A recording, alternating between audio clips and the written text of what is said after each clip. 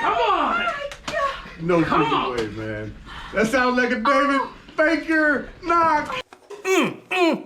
Yes! Welcome to That's Good Sports. I'm Brandon. Steve Atwater may have finally been inducted into the Pro Football Hall of Fame this weekend, but he was once again outshined by John Elway Perna.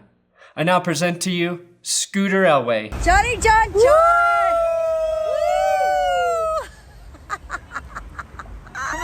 If it is nighttime during the off-season, find John Elway and have your camera ready because he's always going to give you gold. Hall of Fame gold jacket gold. Okay, I'll donate mine too. Good for you, bud. You know what? That's too bad. Johnny John John! Scooter Elway. Steve Atwater, one of the best safeties to ever play the game, got into the Hall along with another safety and first ballot guy, Troy Polamalu, and Colorado's own Calais Campbell won the Walter Payton Man of the Year award for being the least like Antonio Brown in 2019. Now, Tom Brady may actually go to the Raiders, and Deion Sanders is the most petty man in sports. I'll discuss all of that here. That's Good Sports.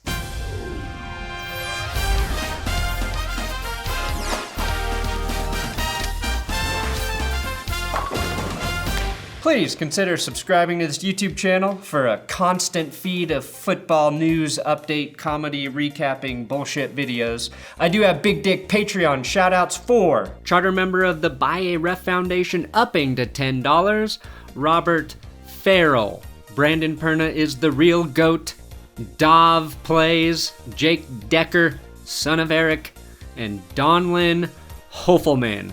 Oh, such good donations. Thank you guys so much for your donations. The Patreon only video for all $5 patrons went live yesterday, so that is up on my Patreon now.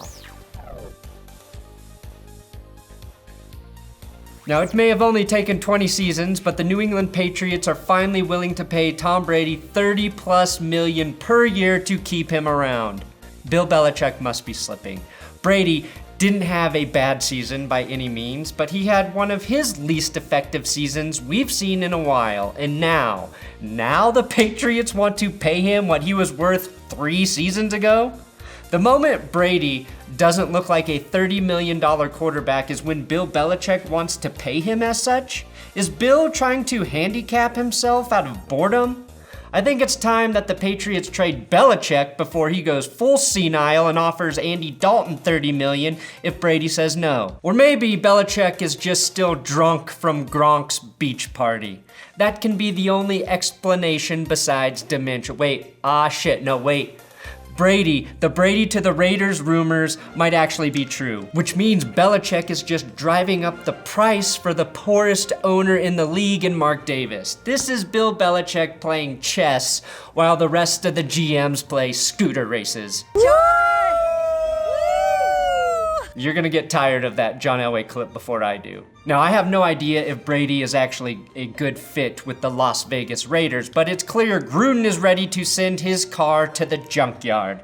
Time to trade in the Honda for the older but more reliable Toyota. Derek Carr is set to make $19 million this year, but if Oakland does sign Brady, they can cut Carr with just a dead cap hit of $5 million. So it will be pretty cool to see Tom Brady finally get paid what he's worth, just so he can finish third in the AFC West.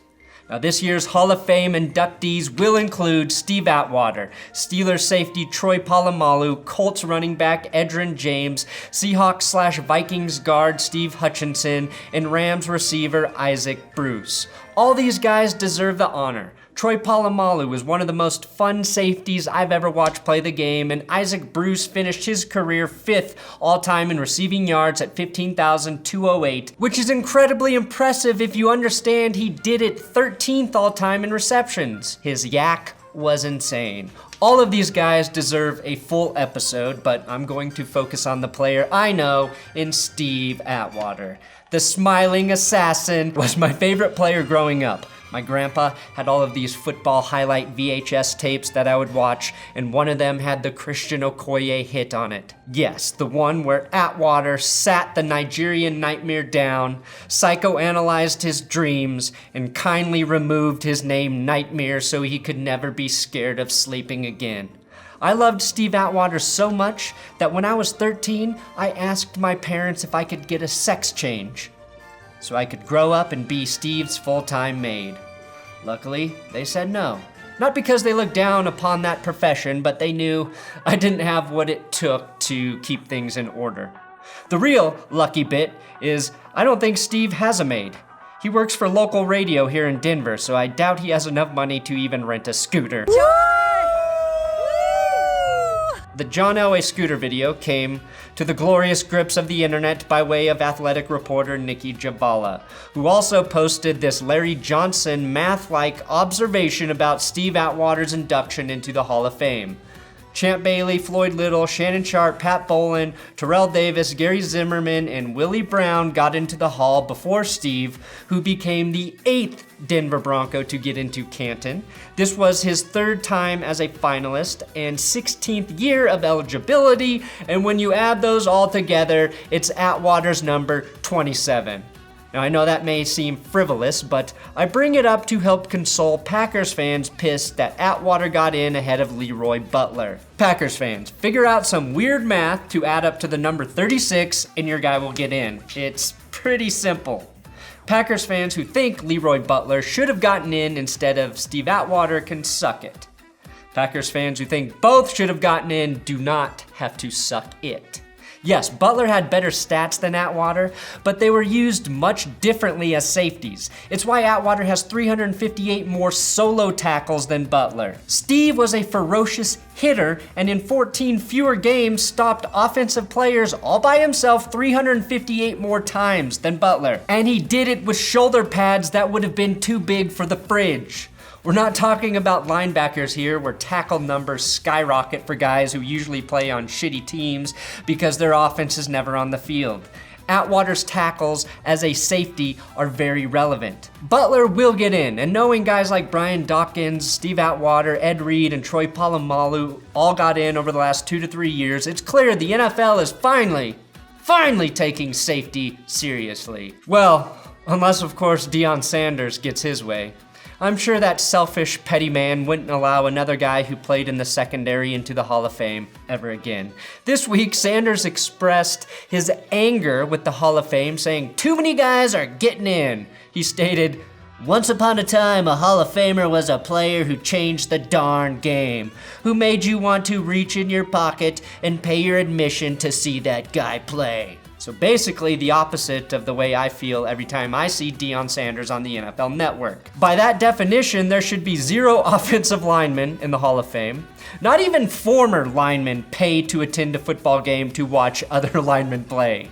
We've known Deion is a narcissist forever, but now he's just getting old. If you start a sentence with, "Once upon a time," or "Things used to be better when," you're officially approaching your get off my lawn years. He went on to say, "They let everybody in this thing. It's not exclusive anymore, and I don't like it." They literally do not let anyone in, Deion. But to provide clarity, Deion would like Hall of Famers to be defined as someone who had a profound take and a profound influence on the game. Ironic that as a network analyst, you've never had a single profound take on the game.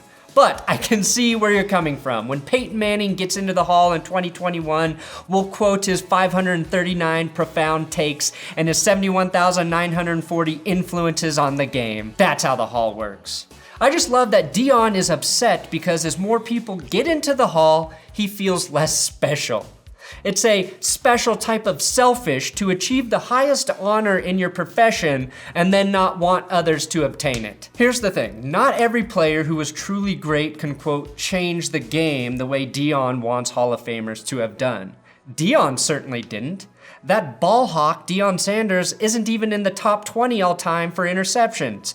Rod Woodson, Darren Sharper, Charles Woodson, and Aqib Talib all had more pick sixes than Deion, and he's tied 9th all time for punt returns for touchdowns. Fucking Darian Gordon has as many punt tutties as you during your career, Deion. Had Skip Bayless not tweeted this, I would have named Deion to my exclusive Hall of Fame of unbearables. But for one more year, that belongs to Skip, who is bearing it all just to win the honor. Back to Leroy Butler. Here's the thing. he doesn't have the mystique of a guy like Steve Atwater. Only Packers fans really remember him. Hell, I thought he was a boxer until Packers fans started bitching on Twitter like I would have done had Steve Atwater not gotten in.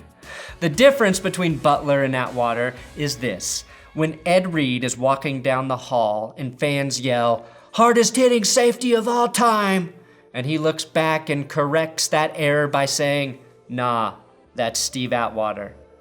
That's when you know Steve is a legend and deserves to be in the hall. And that info was per Ryan Koenigsberg, and Ed Reed has been advocating for Steve Atwater for a while now. This is what he said last year at this time. I pray to God that Steve Atwater gets in. If I get in and he don't get in, I'd rather give my space to him. I've been advocating for Atwater longer than Reed, and I'm here today to discuss why Steve Atwater should be in the Pro Football Hall of Fame, but not nearly as effectively. So, congrats, Steve Atwater, Leroy Butler, good luck in 2021.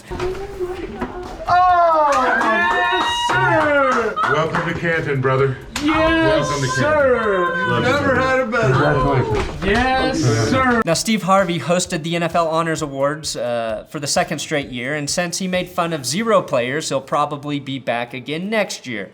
He did manage to work in the word sphincter. He's locking his anus, called a speedster. I respect that. But his best joke was about diversity. If you give us one black coach, just one, we gonna give y'all 2 white cornerbacks. If you walk into any house, you will see a white corner, but look onto a football field on Sunday and the only thing you won't see is a white corner. It is funny how 0 white guys are athletic enough to play corner.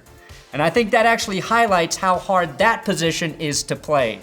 Cornerbacks may be the most underrated position in terms of how tough it is in all sports. Anyway, this year's winners of the awards that aren't Super Bowl MVP are Lamar Jackson got the NFL MVP honors like we all assumed. Nick Bosa was named Defensive Rookie of the Year. Kyler Murray Offensive Rookie of the Year. Ryan Tannehill Comeback Player of the Year. Michale Thomas Offensive Player of the Year. And corner Stephon Gilmore Defensive Player of the Year. And finally, John Harbaugh got Coach of the Year. I'm not going to argue with this list. All of these guys deserve to be there. But think about how crazy the NFL is. Ryan Tannehill just won Comeback Player of the Year. He won 2 playoff games, and he may not even start for the team that he did that for in 2020. He's a free agent. And Tom Brady has also been rumored to the Titans. I think Tannehill will return to Tennessee, but the fact that it's a question is crazy to me. But that's why I love this crazy game they call football. Enjoy the Super Bowl. Thanks for watching another episode of That's Good Sports. Please subscribe here on YouTube. I'm on Twitter, Instagram. If you want to follow me at those places for other social media shenanigans. And again, congratulations to Steve Atwater. A legend at the safety position. So deserving. Ah, yes.